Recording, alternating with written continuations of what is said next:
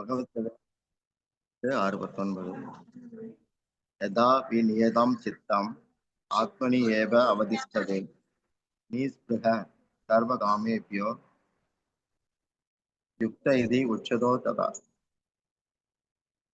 ஒருவருக்கு விஷயங்களில் மனம் செல்லாமல் கண் வயப்பட்டு பரமாத்மாவிடம் சென்று நிலைக்கும் பொழுது அவன்தான் யோகி.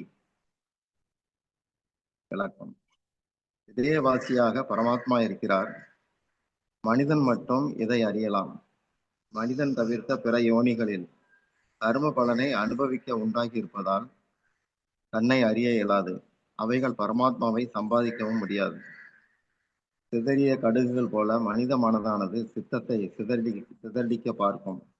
அழகிய மனதை நன்றாக பயிற்சியால் முயற்சியால் தன்னுள் கொண்டு வருவது, அடுத்து அங்கு வீற்றிருக்கும் பரமாத்மாவிடம் தொடர்புபடுத்தி பார்த்தல், இதுவே யோகி நிலை. அப்போது இதுவரை அவன் அடைந்த சுகம் எதுவும் வெறும் சக்கையானது, விஷமானது என்பது தெரிய வரும்.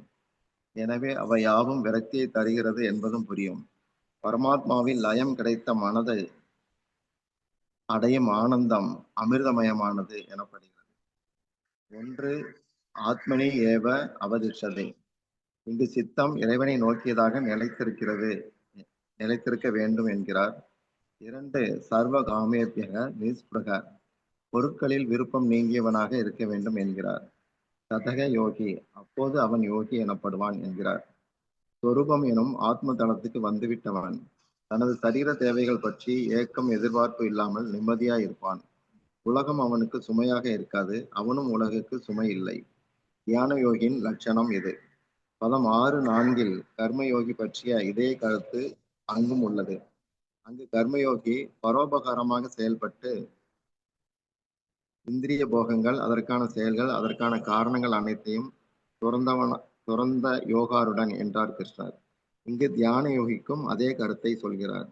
வெளிப்பார்வை கொண்ட மனம் மற்றும் சித்தத்தை அகப்பார்வையாக பரமாத்மாவை நோக்கி திருப்பியும் தன் ஆத்மாவின் தளத்திலேயே மனதை நிறுத்துபவன், எண்ணங்களை வசப்படுத்தியும் இருப்பவன், இப்படியெல்லாம் தியான யோகி இருப்பான் என்கிறார்.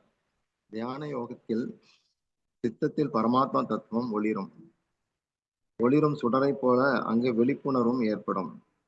இது விசேஷ பார்வை. இந்த அனுபவம் சுசுப்தி எனும் உறக்க நிலையை தாண்டியது. அதாவது சுசுப்தி என்பது உறக்க நிலை. ஒருவன் உறக்க நிலையில் சம்சாரத்திலிருந்து விலகி இருப்பான்.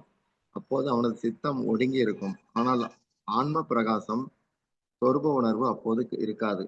தியானம் எனும் சமாதி நிலையில் ஆன்ம பிரகாசம் எனும் விழிப்பு உணர்வு நிலை இருக்கும்.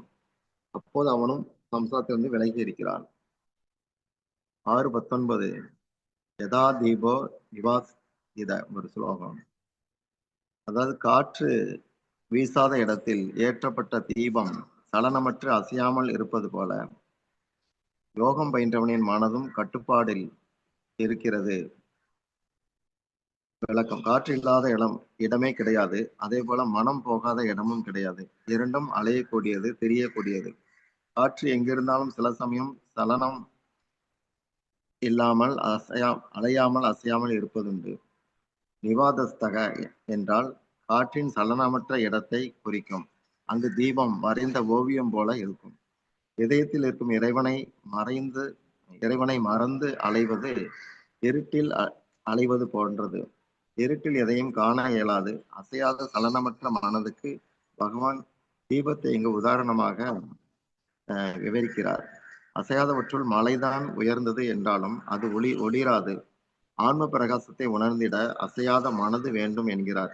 தீபத்தில் ஒரே நெருப்பு கிடையாது. அது அடுத்தடுத்து எரிவதாகும். மனதிலும் அடுத்தடுத்து எண்ணங்கள் வந்தபடி இருக்கும். பகவானது நாம ரூப குண லீலைகளை அசை போடுகிறவனுக்கு மன அசைவு குறைகிறது. எண்ணங்கள் வெட்டியாக இருக்காது. தியான பயிற்சிக்கு பிரம்ம முகூர்த்த காலம் மிக சிறப்பானது. இது காலை 4 முதல் 6 மணி வரை ஆகும். அப்போது மனது எளிதாக வசமாகும். அதிக அளவு எண்ணங்கள் இல்லாத நேரம் பிரம்ம முகூர்த்த காலம். நாம ஜபத்துடன் தியானிப்பது நல்லது. தியானம் கைவரப்பட்ட பின் அவனுக்கு எல்லா காலமும் பிரம்ம முகூர்த்தமாக மாறிவிடும். ஏனெனில் அவன் ஆத்ம தளத்தில், அதாவது பிரம்ம தளத்தில் இருப்பவன் ஆவான். திறந்தர ஸ்ரீமத் பகவத்கீதா கி ஜெய்.